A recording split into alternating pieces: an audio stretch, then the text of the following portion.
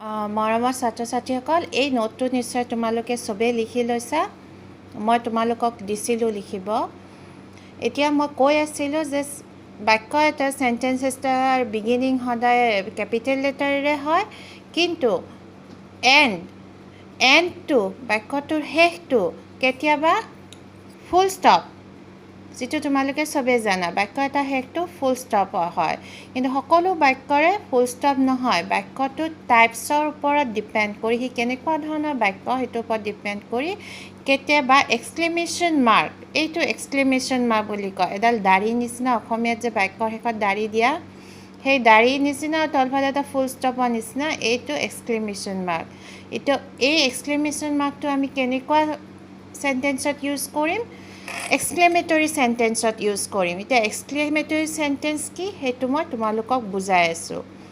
আৰু question mark, প্ৰশ্নবোধক চিন অসমীয়াত কয়। তোমালোকে অসমীয়াত নিশ্চয় পাইছা, যেতিয়া কিবা এটা আমি প্ৰশ্ন সোধোঁ, প্ৰশ্ন সুধিলে সেই চেণ্টেঞ্চটো, সেই বাক্যটোৰ শেষত আমি কুৱেশ্যন মাৰ্ক, প্ৰশ্নবোধক চিন দিওঁ। তেতিয়া আমি অসমীয়াত দাড়ি নিদিওঁ বা ইংলিছত আমি ফুল ষ্টপ নিদিওঁ। গতিকে এইখিনি কথা মনত ৰাখিবা। তিনিটা মেইন কথা, যে চেণ্টেঞ্চ এটাৰ হ'ল group of words with a complete sense or meaning. ইয়াত তোমালোকে নিশ্চয় চেঞ্চ ৱৰ্ডটো তোমালোকে নোটত লিখিছা। চেঞ্চ মিনছ অৰ্থ, যে চেণ্টেঞ্চ হ'বলৈ গ্ৰুপ অফ ৱৰ্ড হ'ব লাগিব, শব্দৰ সমষ্টি হ'ব লাগিব, য'ৰ কমপ্লিট চেঞ্চ, য'ত সম্পূৰ্ণ অৰ্থ থাকিব লাগিব। অৰ্থ নোহোৱাকৈ কেইটামান শব্দৰ সমষ্টি হ'লে সেয়া চেণ্টেঞ্চ নহয়। ছেকেণ্ড কথাটো মনত ৰাখিবা যে sentences always begin with a capital letter. সদায় কেপিটেল লেটাৰেৰেহে চেণ্টেঞ্চ এটা ষ্টাৰ্ট হ'ব, বিগ লেটাৰেৰে। আৰু এণ্ড হওঁতে তোমালোকৰ ওচৰত তিনিটা বস্তু আছে। হয় চেণ্টেঞ্চ এটা ফুল ষ্টপেৰে হ'ব শেষ, যদি এক্সক্লেমেটৰী চেণ্টেঞ্চ হয় এক্সক্লেমেশ্যন মাৰ্ক দিব লাগিব, যদি কুৱেশ্যন থকা এটা চেণ্টেঞ্চ হয়, প্ৰশ্ন সোধা এটা চেণ্টেঞ্চ হয়, তেনেহ'লে কুৱেশ্যন মাৰ্ক দিব লাগিব। এতিয়া আমি জানিব লাগিব যে আমি কেনেকুৱা ধৰণৰ চেণ্টেঞ্চ আছে। How many types of sentences are there in English. ইংলিছত কিমান প্ৰকাৰৰ, কিমান টাইপছৰ চেণ্টেঞ্চ আছে, নিশ্চয় তোমালোকে লিখিছা। এইখিনি তোমালোকে হয়তো চবেই লিখিছা। ইয়াত আমি কেইটা 4 types of sentences are there in English. চি, so what is the first type? That is assertive or declarative sentence. প্ৰথম টাইপটো হ'ল, তোমালোকে প্ৰথমে শুদ্ধকৈ উচ্চাৰণ কৰিবলৈ শিকা, আৰু এই টাইপ 4টা তোমালোকে মনত ৰাখিব লাগিব। ইংৰাজীত বাক্য চেণ্টেঞ্চ 4 প্ৰকাৰৰ আছে। There are 4 types of sentences in English. First one is assertive or declarative sentence. Second one is imperative sentence. Third one is interrogative sentence. And fourth is exclamatory. মই আৰু এবাৰ কৈ দিছোঁ, তোমালোকে ভিডিঅ'টো বাৰে বাৰে ৰিপ্লে কৰি শুনি কেনেকৈ উচ্চাৰণ কৰিলোঁ সেইখিনি আয়ত্ত কৰিবলৈ চেষ্টা কৰিবা। উচ্চাৰণ কৰিবা, পঢ়িবা আৰু শুদ্ধকৈ উচ্চাৰণ কৰিবা। আৰু এই 4 প্ৰকাৰৰ চেণ্টেঞ্চ তোমালোকৰ নামবোৰ মুখস্থ হ'ব লাগিব। এছাৰ্টিভ অৰ ডিক্লেৰেটিভ একেই, কেতিয়াবা আমি এছাৰ্টিভ বুলি কওঁ, কেতিয়াবা ডিক্লেৰেটিভ বুলি কওঁ, কিন্তু এই দুয়োটা একেই। ইম্পেৰেটিভ, ইণ্টেৰোগেটিভ, এক্সক্লেমেটৰী, ঠিক আছে। এই 4টা হ'ল টাইপছ অফ চেণ্টেঞ্চ। এতিয়া আমি কেনেকৈ চিনি পাম কোনটো চেণ্টেঞ্চ এছাৰ্টিভ হ'ল, কোনটো ইম্পেৰেটিভ হ'ল, কোনটো ইণ্টাৰোগেটিভ আৰু কোনটো এক্সক্লেমেটৰী? মই তোমালোকক নোট দিছিলোঁ, প্ৰত্যেকটো টাইপৰ ওপৰত মই তোমালোকক নোট দিছিলোঁ। এতিয়া চোৱা, এছাৰ্টিভ চেণ্টেঞ্চ কেনেকুৱা হয়। এছাৰ্টিভ চেণ্টেঞ্চবিলাক হয় a sentence that states or declares something is called assertive or declarative sentence. আমি যিকোনো যেতিয়া কিবা এটা ষ্টেটমেণ্ট দিওঁ, সাধাৰণ কিবা এটা কথা কওঁ, কিবা এটা ডিক্লেয়াৰ কৰোঁ, যে suppose today is Tuesday, okay, it's very hot today. I am going to school, তেতিয়া তুমি কিবা এটা ডিক্লেয়াৰ কৰি আছা, কিবা এটা ষ্টেট কৰি আছা যে কি কৈ আছা যে আই এম গোয়িং টু স্কুল, মই স্কুললৈ গৈ আছোঁ। Today is Wednesday, today is Monday, আজি অমুক দিন, আজি সোমবাৰ, ৰবিবাৰ, মঙলবাৰ। তুমি কিবা এটা ষ্টেট কৰি আছা, কিবা এটা কৈ আছা বা ডিক্লেয়াৰ, কিবা এটা ঘোষণা কৰি আছা। সাধাৰণ আমি যিবোৰ ষ্টেটমেণ্ট, যিবোৰ চেণ্টেঞ্চ আমি কওঁ ডেইলি, সাধাৰণতে যিবোৰ বেছিভাগ চেণ্টেঞ্চ আমি যিবোৰ ব্যৱহাৰ কৰোঁ সেইবোৰ সাধাৰণতে এছাৰ্টিভ চেণ্টেঞ্চ, ডিক্লেয়াৰেটিভ বা এছাৰ্টিভ চেণ্টেঞ্চ। ইয়াত এক্সাম্পল মই দুটা দিছিলোঁ। He can't dance, the school reopens today. সি নাচিব নাজানে, স্কুল আজি খুলিব। এই দুটা চেণ্টেঞ্চ দিছিলোঁ। এই দুটা চেণ্টেঞ্চ চোৱা, ইয়াত কিবা এটা ডিক্লেয়াৰ কৰিছে, কিবা এটা কৈছে। সাধাৰণ কিবা এটা যিটো কয় সেইটো হ'ল এছাৰ্টিভ অৰ ডিক্লেয়াৰেটিভ চেণ্টেঞ্চ। এছাৰ্টিভ অৰ ডিক্লেয়াৰেটিভ চেণ্টেঞ্চ ষ্টেটছ অৰ ডিক্লেয়াৰ্ছ ছামথিং, কিবা এটা কয়। ঠিক আছে, এতিয়া আহোঁ ইম্পেৰেটিভ চেণ্টেঞ্চ। ইম্পেৰেটিভ চেণ্টেঞ্চ কোনবিলাক? যিবোৰ চেণ্টেঞ্চত কিবা কমাণ্ড মানে আদেশ, ৰিকুৱেষ্ট মানে কিবা এটাৰ কাৰণে তুমি অনুগ্ৰহ বিচাৰিছা, কাৰোবাৰ পৰা কিবা এটাৰ কাৰণে সহায় বিচাৰিছা, কাৰোবাক তুমি ৰিকুৱেষ্ট কৰা বুলি যে কয়।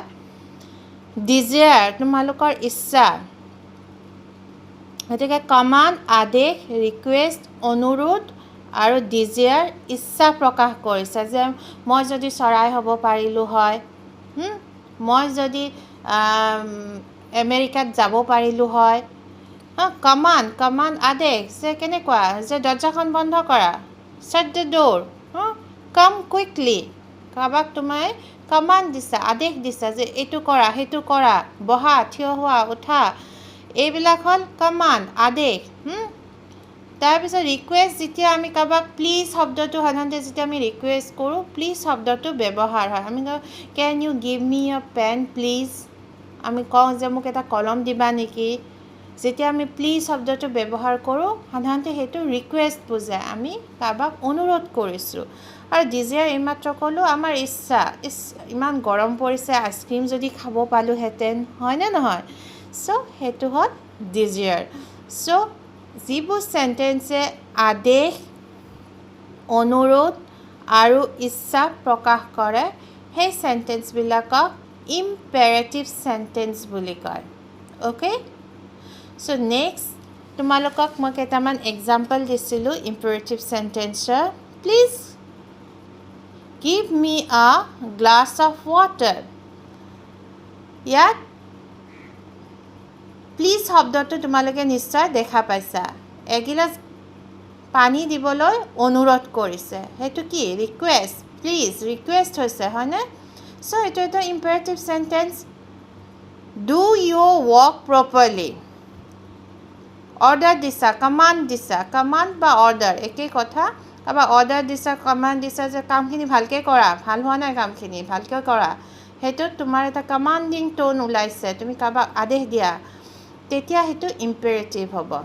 কাম হেয়াৰ, ইয়ালৈ আহা, কাৰোবাক কৈছা কাম হেয়াৰ, যদি ইয়াৰ লগত এটা প্লিজ লগাই দিলা হয়, কাম হেয়াৰ প্লিজ, তেতিয়া হ'ল হয় সেইটো ৰিকুৱেষ্ট। আৰু এইটো কিন্তু প্লিজ ৱৰ্ডটো নাই কাৰণে কাম হেয়াৰটো কমাণ্ডৰ নিচিনা, এটা আদেশৰ নিচিনা শুনাইছে। নেভাৰ টেল এ লাই, এডভাইচ। আমি যেতিয়া কাৰোবাক উপদেশ দিওঁ, এডভাইচ দিওঁ, সেইটোও কিন্তু ইম্পেৰেটিভ চেণ্টেঞ্চ হয়। গতিকে আমি ইম্পেৰেটিভ চেণ্টেঞ্চ কেনেকৈ চিনি পাম? যদি সি ৰিকুৱেষ্ট কৰে, অনুৰোধ কৰে বা অৰ্ডাৰ বা কমাণ্ড দিয়ে, এডভাইচ দিয়ে, উপদেশ দিয়ে। নেভাৰ টেল এ লাই, কেতিয়াও মিছা নক'বা। উপদেশ দিওঁতে সদায় সঁচা ক'বা, সদায় নিয়মানুৱৰ্তিতা মানি চলিবা। Do come to school regularly, সদায় স্কুলত আহিবা। এইবিলাক আমি এডভাইচ কৰোঁ, উপদেশ দিওঁ, সেইবিলাকো ইম্পেৰেটিভ চেণ্টেঞ্চ। অ'কে, নাও কাম টু ইণ্টাৰগেটিভ চেণ্টেঞ্চ। ইয়াত তোমালোকে কনফিউজন নহ'বা। ইয়াৰ আগতটো আছিলে ইম্পেৰেটিভ চেণ্টেঞ্চ, এইটো ইণ্টাৰগেটিভ চেণ্টেঞ্চ। ইণ্টাৰগেটিভ চেণ্টেন্স বহুত ইজি যিটো চেণ্টেন্সে কি হয় a sentence that ask a question is called a interrogative sentence যিটো চেণ্টেন্সে এটা কুৱেশ্যন কৰে আস্ক আ কুৱেশ্যন যিটো চেণ্টেন্সে এটা কুৱেশ্যন কৰে that is an interrogative sentence প্ৰশ্ন সোধা চেণ্টেন্সটোৱে ইণ্টাৰগেটিভ চেণ্টেন্স গতিকে ইণ্টাৰগেটিভ চেণ্টেন্স বিচাৰি ওলাবলৈ খুব সহজ for example what is your name তোমাৰ নাম কি গতিকে সেইটো এটা ইণ্টাৰগেটিভ চেণ্টেন্স নাও কাম exclamatory sentence. Exclamatory sentence means a sentence that expresses some strong feeling or strong emotion is called an exclamatory sentence.